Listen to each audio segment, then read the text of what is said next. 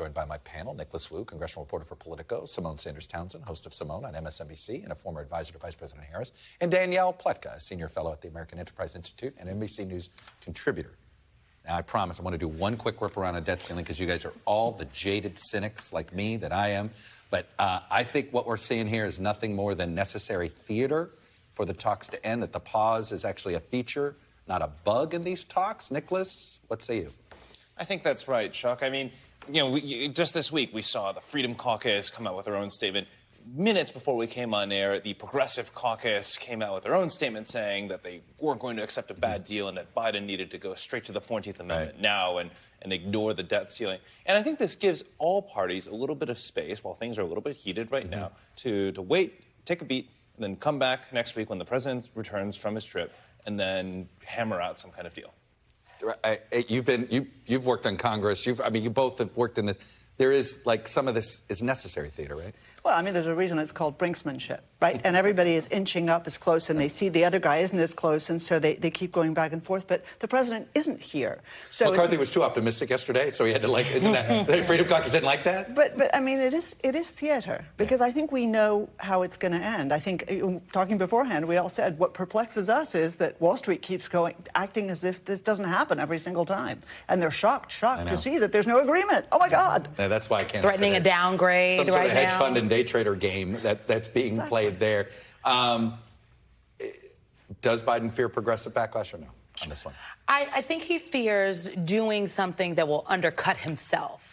And I do think that, caving on the work requirements, which is something that it's not just now that Democrats in the House and even in the Senate have said that that's a red line for them. This has been a through line. This is something that their Republican colleagues on Capitol Hill have talked about a number of times in this Congress already and in the last Congress, and it's not something that Democrats are willing to play ball on. And I think that the work requirements piece is I think it was very important for the Congressional Progressive Caucus to come out and say, no, this is a line for us. The CBC also came out, the senator. Biden's distinction, did that matter? He says, not for health care, but I voted for work requirements before. Senator Biden had. I think his distinction was honest. And if there's one thing about Joe Biden, he tells you how he sees it. I do just think, I do think they're going to shake out on a deal where we've all long thought they were going to land. It's hurtful for the American people. Like, we should not have to continue to go through this every single time when... What is annoying here is the only people that make money on this deal are the hedge fund gamers. That's what drives me. But we do owe an awful lot of money. I mean, $31.46 trillion. We're still, as an economist friend said to me once, we're still the cleanest pair of dirty underwear in the laundry, in the hamper. Ew. Compared to the rest of the country. Well, that's unfortunately our situation these days. I guess it's better to say we're the one-eyed person at the land of the blind. Or the best cookie in the cookie box. I don't know. Oh, you like that one better. Well, all cookies are good. Let me move to the presidential race. The ever-expanding field. Is this a reflection of Ron DeSantis, Danny? I don't know. At the beginning, there was no question, and we talked about this when Mike Pompeo pulled out, right, was that Republicans kind of internally had agreed that fewer candidates was going to be what enabled them to edge out Donald Trump. I think at this point, he seems to have so much momentum, and he seems to be so immune to public judgment, which is stunning, truly. I mean, I don't think any of us really understand the dynamics here. It's going to be what historians and sociologists study about this era for years. Why was he immune and nobody else is? I mean, I don't have any answers here, but I do think that you were right. The assumption was that DeSantis was going to be a juggernaut. And coming out of the election in November, he was a juggernaut. The problem is he's allowed Trump to define him for 6 months. And, that's a big problem. I feel like we're already seeing Jeb Bush here in DeSantis, in that he's done so much damage to DeSantis. I don't know how he gets space to redefine himself. I think the thing to watch in the coming months will be to see how people like Tim Scott, like DeSantis, do now that as they become officially declared candidates. And so I think, for the past half year, yes, I think it's very true. Trump has been able to define these folks, and they could kind of hide themselves behind the fig leaf of not being an officially declared candidate yet, and could dodge on that when asked about any of these attacks by reporters. Now that they will be declared candidates, right? Let's see how these campaigns fare under a harsher light. Symone, are you comfortable with this quiet conversation that Democratic strategists have that are sitting there going that they kind of hope it's Trump?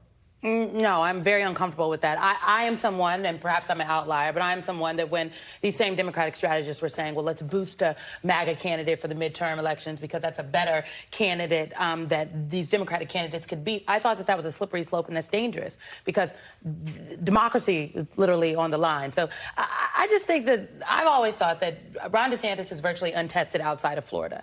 And a lot of I think the pain that has been inflicted on him has actually been self-inflicted wounds. No one told him to pick a fight with Disney. I think I sat at this very table and said, you fight with the mouse, I think the mouse gonna win. And people came out and said, no, you're siding with corporations. Look at the mouse, taking away their $1 billion investment in the state. So I just think it is still very early. We have to wait for the first debate stage. Right. Also, though, it's very late. The first caucus is I don't know. Is January. It's funny you say it's early. I don't think you're absolutely right. I don't think it's early now. I think it's sort of this thing because the Trump. Who knows? You say he's immune. How many indictments can he carry into this race, right? I think someday the camel's back's going to break. We just don't know when.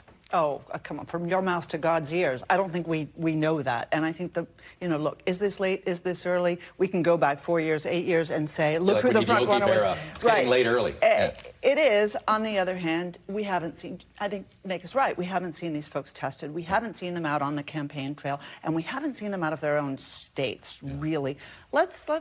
My view is give them a chance. I want to focus a second here on Tim Scott, because I don't think, and I certainly I didn't fully appreciate the sort of tactical advantage that he has right now, and that is good old-fashioned hard money. And what this means is it's money, his campaign. This was Senate campaign money, he can spend it. He has more of that than Ron DeSantis has. He has more of that than Nikki Haley has. And he can be on the air with the ad campaign. And why does this matter? The first candidate out of the box, Symone, in Iowa on TV was who? A guy named Pete Buttigieg. And everybody thought, oh, that's not going anywhere and all this stuff. And Pete Buttigieg suddenly became a front runner because he was on the air in Iowa, and linear television still matters to older people that live in Iowa. It matters across the country. Yeah. So Tim Scott can be the next Secretary of Transportation? Yeah. I defer to the person on Capitol Hill. Look, Scott is the favorite candidate of Senate Republicans. That's true. I mean, Senate Republicans all like Tim Scott. If he gets his moment, can he get it? He's someone who they all respect. He's someone who might be able to roll out some endorsements from his Senate colleagues soon. But at the same time, he's someone who Senate Republicans have acknowledged in the past might not actually win, even as they like the guy.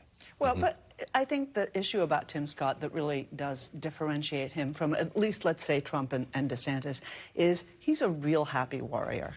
And you know something? Somebody who smiles matters right now. He's a genuinely nice, decent man who has a positive vision for America. I know that sounds corny and, ooh, Ronald Reagan, Morning in America, but I'm ready for that guy. I don't know if he's going to be the guy, but I'm happy to see him there. 50% plus one Republicans ready for happy? At my house, maybe. Well, how about this? What are Tim Scott's policy proposals? He whiffed on his big opportunity to come out very strong, or at least clear, on the question of abortion. Remember, he was asked, I believe he was in Iowa, question was a little shaky, I'm told then gave a speech. Told he's going to have a better answer next week. Okay, well, come on now. This is the big leagues, folks. And if By the way, he's not alone. He's not alone in not having an answer. If there's one thing that they're going to be asked about is abortion. This entire field has struggled with this. Well, the Republican Party doesn't know exactly what to do on this question. And I will give Ron DeSantis credit. He at least knows where he stands. He knows where Florida stands. What's amazing is that Donald Trump came out to the left of him and criticized him for that.